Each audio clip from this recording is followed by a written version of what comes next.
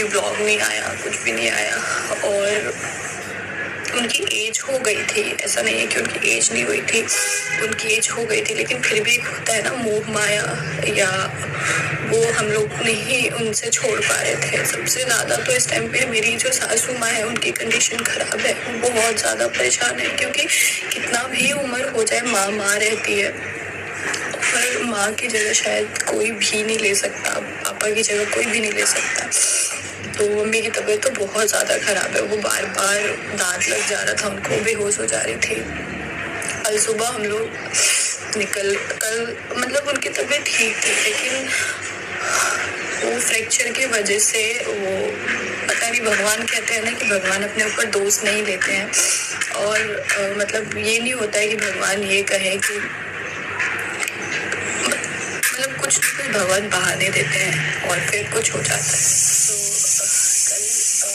तो कल नॉर्मल उनको डेली लेके जाते थे हम लोग, सैटरडे उनकी जो पट्टियाँ वगैरह है वो सब कुछ चेंज होती थी। तो कल भी वैसे ही लेके जा रहे थे मम्मी, और मेरे मायके से मेरी मम्मी थी अंशु, और मेरे एक मौसा जी थे।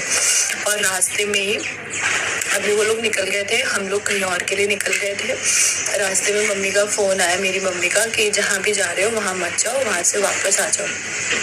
तो हम लोग फिर हमें डाउट हो गया था कि नानी जी को कुछ हो गया, नानी जी नहीं रही।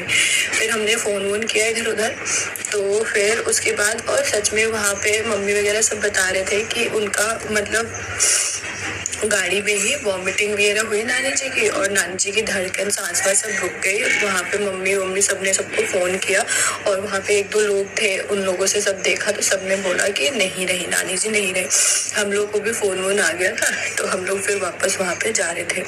एकदम से जब नानी जी को घर लेके आ रहे थे ना वापस, उनके एकदम से सांसें चलने लग गई।